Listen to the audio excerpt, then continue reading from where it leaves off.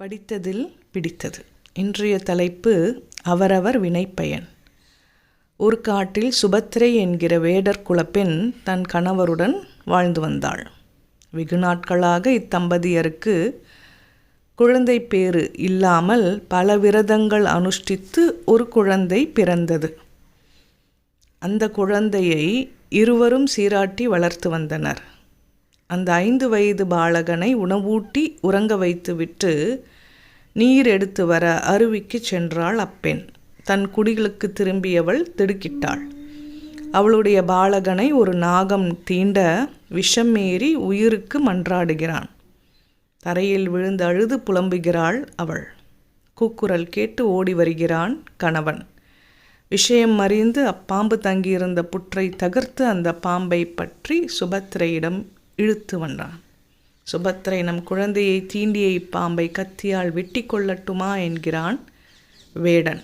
இந்த பாம்பை கொன்றுவிட்டால் என் குழந்தை உயிர் தெழுமா என கேட்கிறாள் சுபத்திரை. இப்பாம்பை கொல்லாவிட்டால் மாத்திரம் நம் குழந்தை உயிர் தெழுமா என்கிறான் கணவன். இந்த பாம்பை கொன்றுவிட்டால் உலகத்தில் பாம்பு வர்க்கமே இல்லாமல் போகுமா? பாம்பு வர்க்கம் இல்லாமல் போகாது. ஆனால் துஷ்ட பிராணிகளின் எண்ணிக்கைக்கு குறைந்துவிடும் அல்லவா? இவ்வுரையாடலை கேட்டுக்கொண்டிருந்த பாம்பு பேசியது. மூடா, அவள் என்னை கொல்ல வேண்டாம் என்கிறாள். நீ கொல்வேன் என்று அடம் பிடிக்கிறாய். நன்றாக யோசித்துப் பார். இங்கு நீ, உன் மனைவி, உங்கள் குழந்தை இருக்கிறீர்கள். நான் தீண்டி கொள்ள வேண்டும் என்றால் உன்னையோ உன் மனைவியையோ கொன்றிருக்கலாம். உங்கள் குழந்தையை மட்டும்தானே தீண்டினேன். அதுவும் என்னை மிருத்யு தேவதை ஏவியதால் தான் குழந்தையை கடிக்க வேண்டியதாயிற்று. இதில் என் தவறு எதுவும் இல்லை என்றது. யார் அந்த மிருத்யு என்றான் வேடன். மிருத்யு தேவதை அவன் முன் தோன்றினாள். குழந்தை இறப்புக்கு நீயா காரணம் என்றான் வேடுவன். நான் காரணமில்லை, என்னை காளன் ஏவினான். பாம்பை ஏவி இந்த குழந்தையை கடிக்க செய்தேன் என்றான் மிருத்யு தேவதை. காளன் என்பவன் யார் என வேடுவன் கேட்க யமதர்மன் அவன் முன் தோன்றினான். இந்த குழந்தை இறக்க நீதான் காரணமா? நான் காரணமில்லை, என்னை பகவான் ஏவினார். நான் மிருத்யு தேவதையை ஏவினேன். மிருத்யு தேவதை பாம்பை ஏவினான். குழந்தையை கடித்தது என்றான் யமதர்மன். உன்னை ஏவி அந்த பகவான் யார்?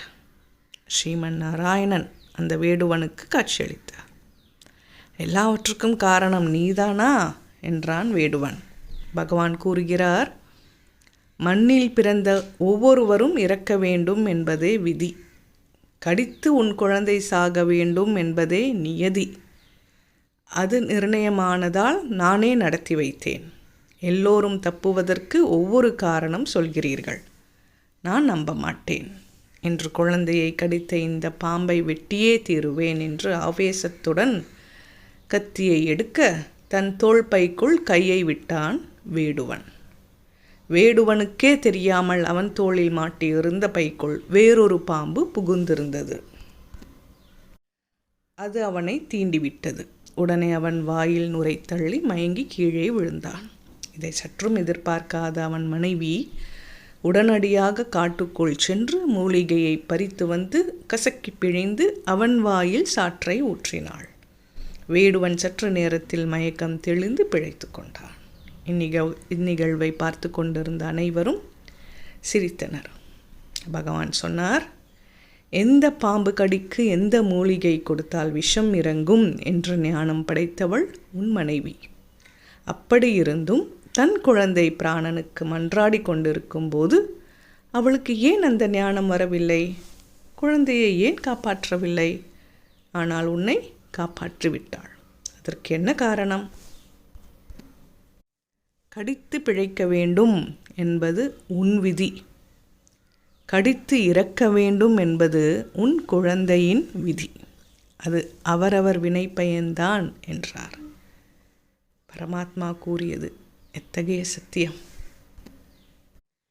படித்தேன், பகிர்ந்தேன். அன்புடன் வாசித்தமைக்கு நன்றி. சப்ஸ்கிரைப் செய்யாதவர்கள் சப்ஸ்கிரைப் செய்யவும் மற்றவர்களுக்கும் பகிரவும். நன்றி.